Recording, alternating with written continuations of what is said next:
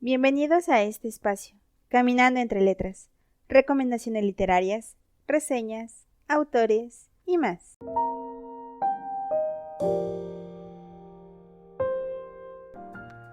Bienvenidos a un episodio más. Yo soy Ari y llego súper feliz porque hoy ya es viernes y esta semana se me hizo eterna, así que un relax me viene muy bien. Y como siempre, pues ahí viene el comentario de señora, que no puede faltar. No puedo creer que ya sea el último viernes de febrero y yo apenas voy a comenzar a contarles sobre las lecturas que he estado haciendo este mes. La verdad es que se me fue muy rápido. Yo sé que de por sí febrero es un mes muy corto, pero creo que se me fue demasiado rápido. Así que voy a inaugurar oficialmente febrero con la primera lectura que mereció un 10 de 10 estrellas. Y esa sin duda es Yo Díaz de Pedro J. Fernández. Como siempre voy a comenzar hablándoles un poquito sobre el autor. Pedro José Fernández Noreña es un ingeniero y escritor mexicano egresado de la Universidad Iberoamericana, ULA. Estudió ingeniería en computación y electrónica. Desde julio del 2010 hace divulgación histórica y cultural de México a través de una sátira en su cuenta de Twitter que se llama Don Porfirio Díaz y en Instagram como Don Porfirio. En junio del 2011 participó como guionista de El Sexo Débil, serie premiada por el Festival y Mercado de TV Ficción Internacional. Autor de 5 novelas y guiones para series televisivas. Sus textos sobre la historia de México han sido publicados por el periódico El Norte y las revistas Ojo, Mexican Times y Apolorama. Hablando de personajes emblemáticos de la historia de México como Benito Juárez, Iturbide, Zapata, Malintzin, entre otros. Este libro es publicado por la editorial Grijalbo y tiene 525 páginas, originalmente publicado en el 2017. ¿De qué nos habla esta historia? Digo, yo sé, el título ya no suena a qué va, pero bueno, precisamente nos habla de este personaje tan recordado y condenado por la historia de México, Don Porfirio Díaz, quien fue el presidente número 42. Este libro es una ficción biográfica, donde conocemos a Don Porfirio desde que solo era Firito, cómo fue su infancia, la familia que tuvo y cuáles eran sus creencias. Vemos que parte de su interés por la política surge a raíz de que conoce a Benito Juárez, ya que ambos son provenientes del estado de Oaxaca, un dato que la verdad si me llegaron a explicar en la escuela yo ya había olvidado totalmente. Don Porfirio, en su lecho de muerte, le cuenta a Carmelita, su última esposa, toda su vida. Cómo es que en su juventud ese amor por su pueblo lo impulsa a convertirse en militar, luchar con los liberales en la guerra de reforma, defender al país en las sinfín de invasiones que sufría constantemente en aquella época, y al fin, cómo es que llega a la presidencia de la República, acompañado de virotes y fiestas, porque sí, Porfirio Díaz fue muy animado y cuando llega a la presidencia su popularidad era enorme, por lo cual era un presidente que sí había escogido el pueblo.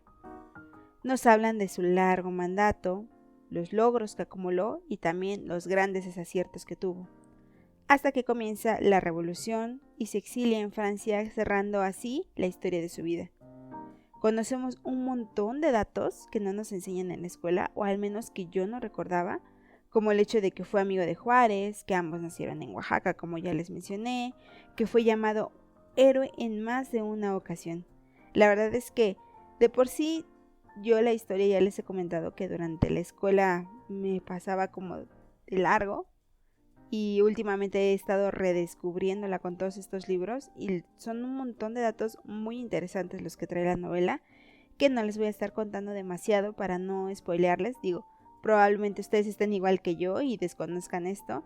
Sobre su estilo de escritura puedo decir que la narrativa es en primera persona, está narrada precisamente por el mismo Don Porfirio Díaz hacia Carmelita, lo que hace que nos sintamos como si nos lo estuviera narrando a nosotros, como si nos hubiéramos sentado en un café y Don Porfirio Díaz nos estuviera contando toda su vida, desde cómo nació, cómo se crió, cómo fue que le nació ese amor por México y esa curiosidad política. Todo totalmente nos hace sentir muy cercanos a la historia y tiene algunos capítulos narrados en tercera persona, con algunos fantasmas que acechan a Porfirio Díaz en su lecho de muerte, que vienen a reclamarle o a decirle o recordarle ciertas cosas de las que vivieron juntos. ¿Qué es lo que más me gusta de este libro? Lo fluido. Si bien es un libro biográfico, no se me hizo para nada aburrido ni pesado en ningún momento. Logré situarme en el México del siglo XIX muy fácil y se me hizo muy adictivo. O sea, ya realmente no podía soltarlo, es un tochote de libro. Y sinceramente, si me hubieran dicho alguna vez que yo me iba a leer un libro de casi 600 páginas hablando de un personaje histórico de México y que no lo querría soltar, difícilmente yo lo hubiera creído. Y eso es algo que pasó con esa novela. Yo la verdad lo leí en club de lectura con los libros de Lore y cada semana teníamos metas y al principio pues podían sonar un poco largas, eran como casi 130 páginas y se me iban como agua. O sea, de verdad yo tenía que hacer un esfuerzo enorme para no pasarme de la historia. Aparte de que ya saben que yo tengo como 1000 lecturas conjuntas, entonces pues evidentemente llegaba otro libro del que también tenía que comenzar a leer y ponerme al corriente. Pero sí era una lectura que fácilmente pude haberme hecho de corrido sin soltarla y terminarla, no sé, en 2-3 días. O sea, era una lectura muy fluida y que lograbas comprender y ponerte en los zapatos de la historia totalmente. La parte novelada que trae esta historia fue maravillosa. O sea, hay frases simplemente espectaculares que te llegan en lo más profundo como mexicano. O sea, yo lo tengo súper subrayado, ya que reflexiona acerca de cómo es el pueblo mexicano, la política y hasta la justicia. Y lo peor de todo es que habla de aquella época y resuena hoy en día. Entonces es algo que sí, sinceramente, fue un gran acierto que incluyera en la novela. También, por otro lado, no nomás nos habla de este Porfirio Díaz rodeado de política, justicia y México como tal, sino también nos regala pasajes sobre el amor, la pasión y la familia, al representarnos su aspecto humano, su familia, hijos y esposas. Sí, por cierto, hubo un tema bastante controvertido de su historia con su primera esposa, del que no recordaba haber leído absolutamente nada, y me sacó mucho de onda. O sea, cuando lo leí era algo así de, ¿en serio esto pasó? Y seguramente sí nos lo enseñaron en la escuela o habrá sido algo súper velado que se quedó ahí a la mitad de todo. La verdad es que me gustó muchísimo. Y la última cosa que me gustó mucho de esta historia es que veamos a Porfirio como lo que fue, una persona. En la reunión con el autor, él hace la mención de que justo quiso bajar del pedestal en donde tenemos a todos estos personajes históricos y emblemáticos de México y mostrarnos su vida más allá de lo que nos han contado, para presentárnoslos como los que fueron, o sea, seres humanos con fallas y virtudes. Eso me encanta. Además de que este libro está súper bien documentado. O sea, si vemos la bibliografía de este libro, es un montón. Él nos habló de todo este proceso que tuvo de investigación para poder crear la historia, de que evidentemente sí había veces que las fuentes se contradecían. O sea, hay historiadores que dicen una cosa, hay historiadores que dicen otra. Y él lo que nos dice es que yo empiezo a formarme una idea de lo que es el personaje de Porfirio Díaz por todo lo que ha pasado, empiezo a formarme una idea de cómo eran las personas a su alrededor y voy viendo, de acuerdo a las características que yo estoy planteando en esta novela de cómo son, qué tantas de estas fuentes que se contradicen podrían encajar mejor con el personaje que yo estoy planteando, y ese es como él decide que sí se queda y que no. La realidad es que pues no podemos asegurar que sí fue y que no fue real en este punto en el que los historiadores se contradicen, pero creo que él hace un excelente trabajo mostrándonos lo que sí es real y haciendo una selección bastante certera de aquellas cosas que se ponen en duda, ¿no? Sinceramente es un gran trabajo y se nota la pasión con la que lo hizo. De por sí este personaje es un personaje que le gusta bastante, por eso creo las cuentas de Twitter y de Instagram y podemos ver pequeñas cosas de Porfirio Díaz a lo largo de todo el año de las publicaciones. Es bastante activo, entonces ahí está la recomendación para que lo sigan. Para mí Porfirio Díaz siempre despertó un gran interés debido a que cuando yo era niña, por ahí de tercero y primaria, me recuerdo, regresé y le estaba contando a mis padres, ¿no? Así de, ya nos contó la maestra que Porfirio Díaz fue el peor presidente que tuvo México y fue malo y que hizo esto y que hizo el otro y etc. Y mi papá siempre ha sido alguien al que le gusta mucho la historia y simplemente me dijo, o sea, para poder hablar sobre Porfirio Díaz, deberías de conocer más sobre su historia. No es tan malo como te lo pintan.